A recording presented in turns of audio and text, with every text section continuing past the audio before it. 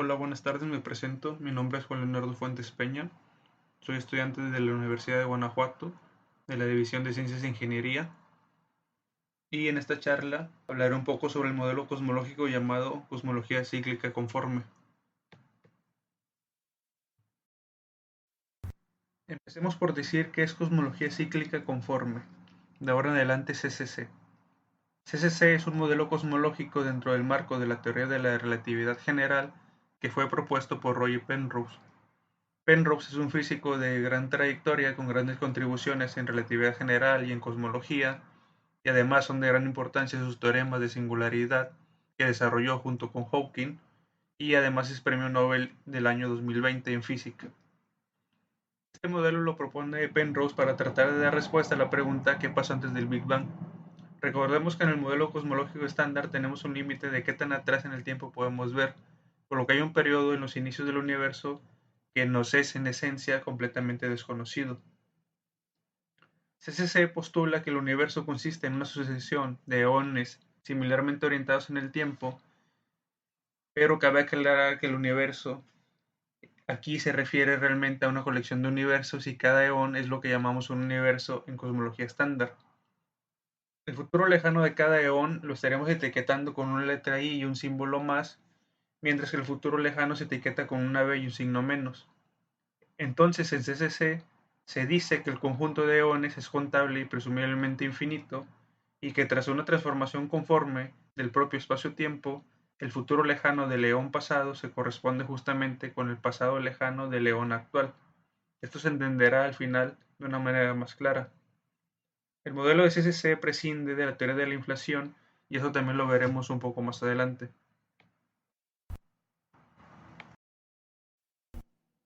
Empezamos entonces con un poco de la motivación que expone Penrose en varios de sus libros para considerar un modelo cosmológico alternativo que no requiere inflación. La entropía es realmente una ley fundamental de la naturaleza, y Penrose postula que es un componente fundamental para entender el comportamiento físico del universo.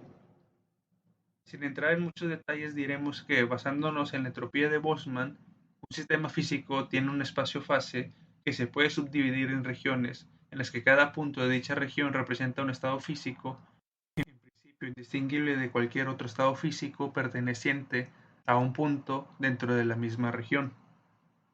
Esto se le conoce como un espacio de fase de grano grueso.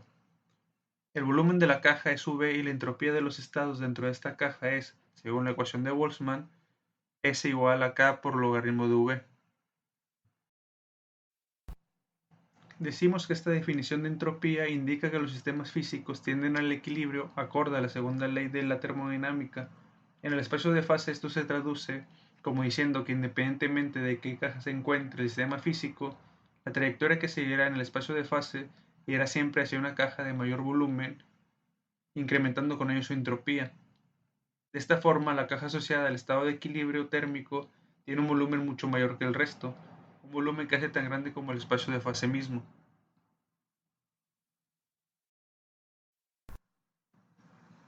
Siguiendo con esta idea, vamos a fijar un momento ahora, a partir del cual el sistema evolucionará según la trayectoria A. Esta está mostrada en la imagen, yendo por cajas de volumen cada vez mayor. Si ahora hacemos una inversión temporal, encontramos una situación en aparente contradicción con la segunda ley de la termodinámica, y es que el sistema evoluciona hacia un estado de menor entropía, yendo por cajas cada vez de volumen menor. Veamos cómo podemos afrontar esto. En la figura vamos a ver cuatro trayectorias. La trayectoria A es tal que inicia en un estado de equilibrio y permanece casi siempre en esta caja. Puede salirse ocasionalmente de esta, pero permanecerá casi toda su vida en esta caja. La trayectoria B inicia en el momento ahora y se abre camino por cajas de volumen cada vez mayor hasta llegar al equilibrio.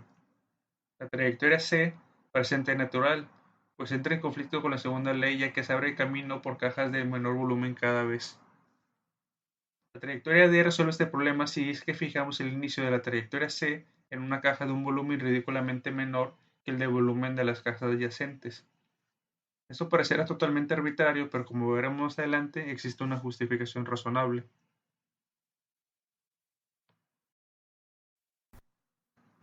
Esta imagen es sacada de un libro de Penrose. Es una imagen satírica llamada Creación del Universo, una descripción extravagante. Penrose trata con esto de antinatural el estado primigenio del universo, que llamaremos singularidad inicial, pues es un estado excepcionalmente especial, tal como la trayectoria de la imagen anterior.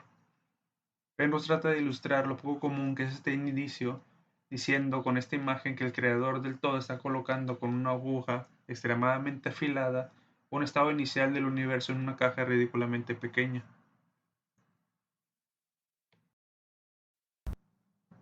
Pero ¿por qué decimos que el estado inicial del universo es excepcionalmente especial? Sabemos que el fondo cósmico de microondas es la radiación más antigua que hemos observado y es enormemente isótropa. Esto refleja un estado de equilibrio térmico y gran homogeneidad. Como la entropía aumenta al evolucionar el sistema, en este caso el universo, ¿cómo es que un estado como el que refleja el CMB tiene una alta homogeneidad y equilibrio térmico? Penrose sugiere aquí una relación entre entropía y gravedad para solventar este problema.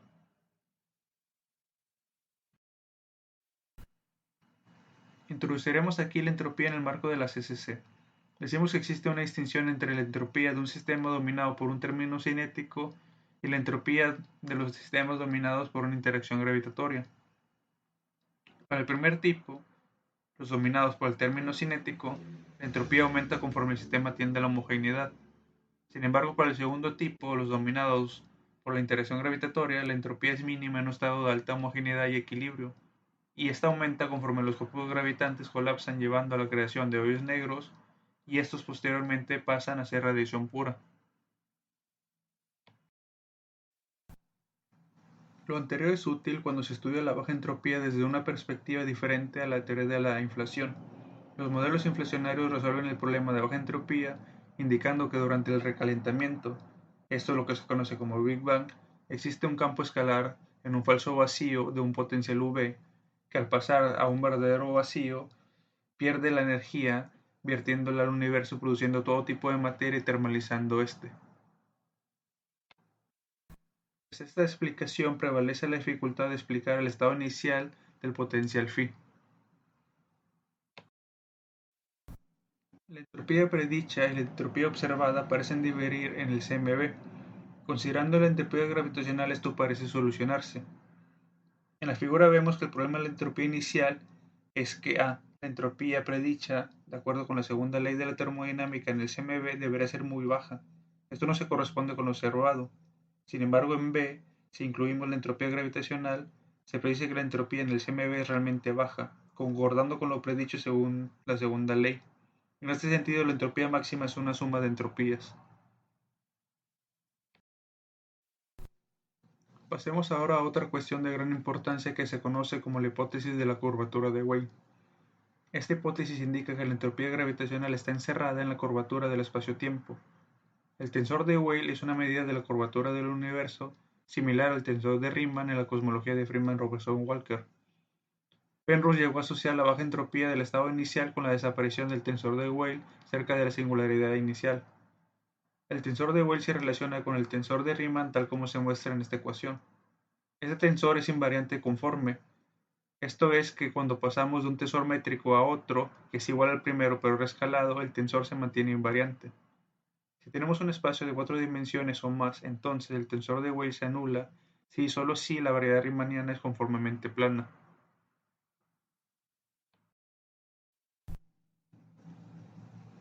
Veamos entonces qué es una métrica conformemente plana y qué es una transformación conforme. Si consideramos un universo de Freeman-Robertson-Walker, que por simplicidad diremos que es plano, aunque esto se puede demostrar por igual para otros valores de k diferentes de 0, entonces la métrica está determinada por este elemento de línea. La variedad riemanniana es conformemente plana por definición para este caso y según lo anterior todos los componentes del tensor de Weyl se anulan. El campo θ se relaciona con el factor de escala del universo como 3 veces a punto sobre a. Y tras unos cálculos podemos hallar la densidad de energía gravitacional, la temperatura gravitacional y la entropía gravitacional. Vemos que de esos tres valores la temperatura gravitacional es finita y no nula, mientras que la densidad de energía y la entropía gravitacional sí se anulan. Esto nos hace sentido, pues buscamos un estado que reflejara una baja entropía cerca de la singularidad inicial. Por otro lado, podemos ver cómo se comporta la temperatura del universo según cada época. En la época en que domina la radiación, el factor de escala va como T a la 1 medio y resulta que la temperatura decae con el tiempo.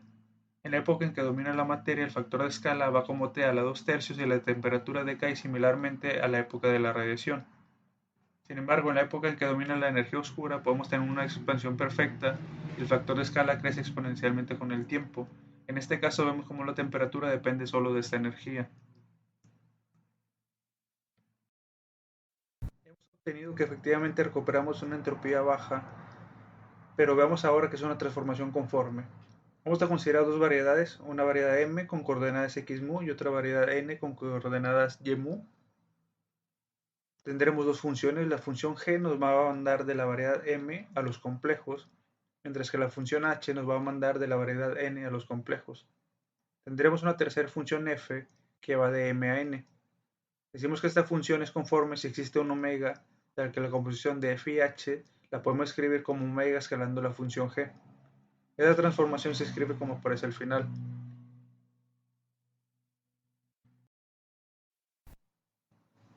Tendremos dos posibles transformaciones que cumplen esto. El primer caso es una transformación conforme si m es igual a n y g es igual a h. Entonces la composición de f y g es igual a omega g. Eso recuerda un simple cambio de coordenadas. En el segundo caso tendremos una transformación de Weyl si m es igual a n y si la función f es una función de identidad y por tanto h es omega g. Básicamente estamos diciendo que una transformación conforme si se mantiene en proporción los ángulos, es decir, la rotación y las traslaciones es un caso de esto. Y un caso particular de esas transformaciones son las conocidas transformaciones de Weyl, que consisten simplemente en un rescalamiento. Resumiendo, hemos visto que al considerar la hipótesis de Weyl, los universos de Freeman-Robertson-Walker cumplen que si la variedad es conformemente plana, entonces la entropía gravitacional es nula cerca de la singularidad inicial, y vimos que una transformación de Weyl es básicamente un rescalamiento del espacio. Esto será de gran importancia cerca de la singularidad inicial y en un futuro muy lejano de la evolución de nuestro universo. Antes de ver la importancia que acabamos de decir, vamos a establecer una transformación conforme dentro del marco de la relatividad especial. Una transformación conforme es una transformación que preserva los ángulos. Para establecer un espacio-tiempo invariante conforme, hay algunos requisitos a considerar. Recordemos la estructura del espacio-tiempo según la relatividad especial. Vamos a tener lo que vamos a llamar un sistema que nos está moviendo y vamos a tener que respecto a este va a haber dos observadores que se mueven a una cierta velocidad constante. El observador 1 pintado en azul y el observador 2 pintado en rojo. Sabemos de relatividad especial que estos observadores van a tener una medición distinta tanto para el tiempo como para el espacio.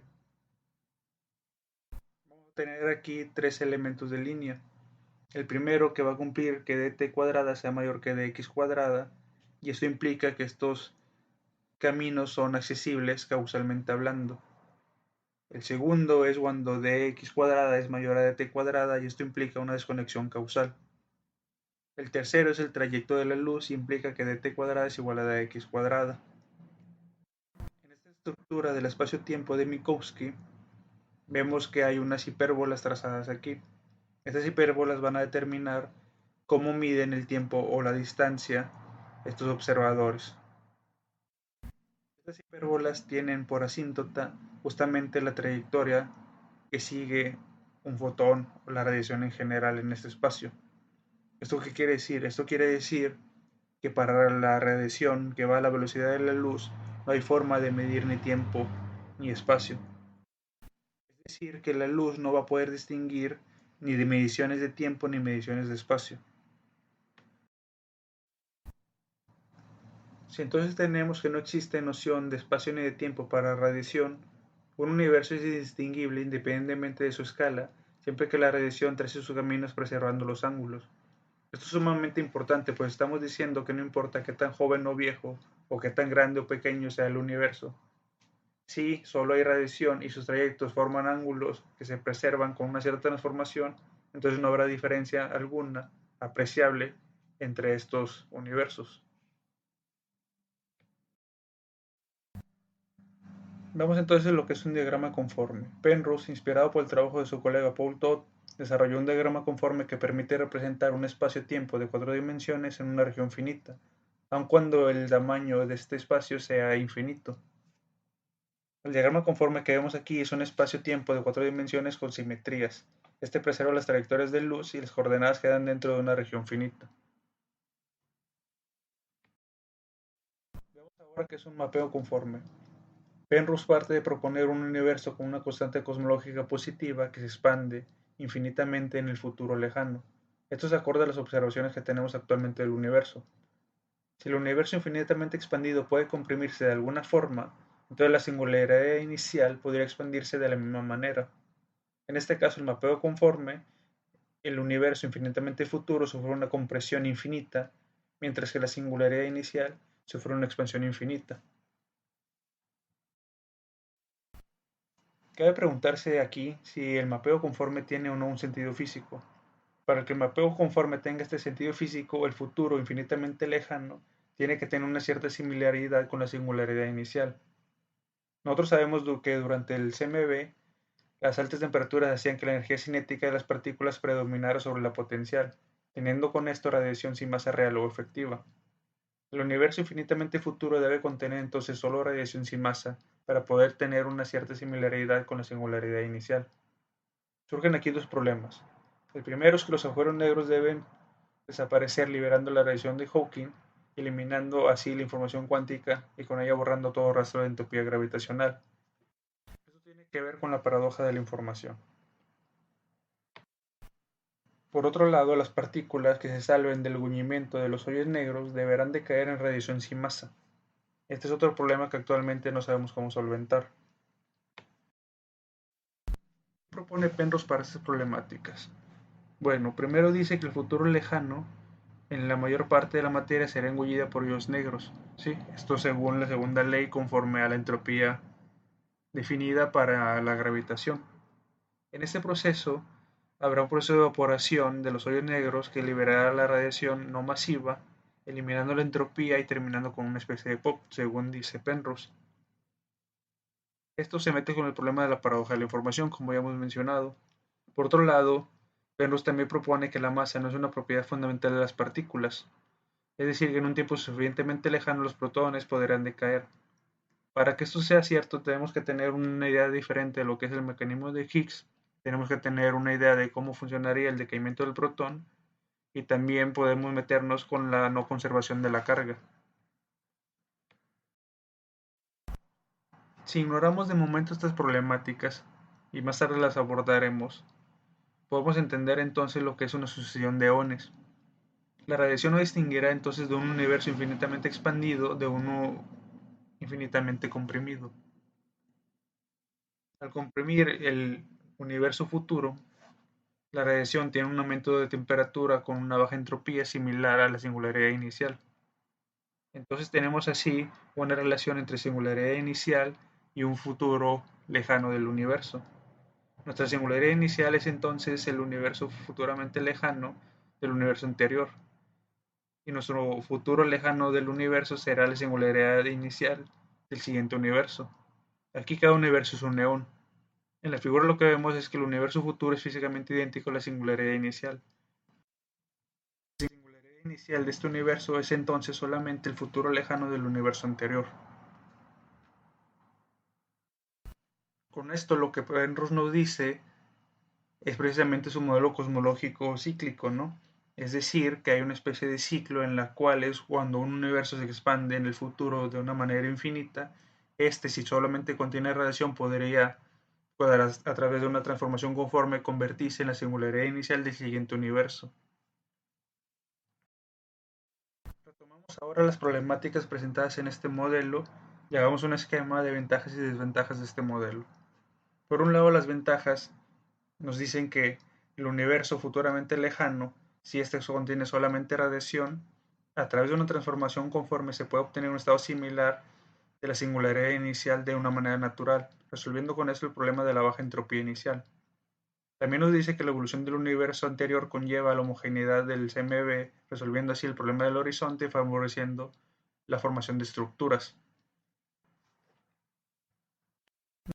También que el problema de la plenitud es resuelto ya que el periodo de inflación corresponde realmente al periodo de expansión del universo anterior y por lo tanto no se requiere la postulación de una teoría de inflación. Con esto Penrose pretende resolver los grandes problemas que resuelve la inflación pero prescindiendo de esta. Sin embargo, es muy importante tener en cuenta las desventajas que este modelo implica. La primera es que se requiere un mecanismo de decaimiento de partículas masivas, un mecanismo que aún no se conoce bien. Por otro lado, la masa y la carga podrían ser no conservadas. Y por último, la información cuántica debería aparecer en hoyos negros. Actualmente este modelo no es muy bien visto. De hecho, Penrose también menciona que este modelo no necesariamente podría ser cierto. Dice que tendrá que tener unas correcciones que él mismo no sabe cómo solventar. Sin embargo, es muy interesante ver cómo se pueden resolver ciertos problemas importantes de la cosmología que resolvía la inflación con una teoría diferente. De momento no hay pruebas experimentales que apuntan a que Penrose tenía razón. Hay un estudio publicado precisamente por Penrose y su equipo de trabajo en el que afirman que encontraron evidencia a favor. Sin embargo, este trabajo lo rebatieron otros científicos. De momento no lo anexo aquí, por lo mismo que comento, pero lo pueden consultar y aparecen las referencias. Sin más, les dejo las referencias que he usado para llevar a cabo esta presentación y cabe mencionar que la última referencia es precisamente este artículo que publicó Penrose junto con su equipo de trabajo, argumentando que hay evidencia a favor de su modelo de cosmología cíclica conforme. Sin embargo, hay un poco de ruido en este trabajo, ya que muchos científicos han dicho que no se usó un método adecuado para llevarlo a cabo y además no se ha podido replicar los resultados. Igual lo dejo por si lo quieren revisar.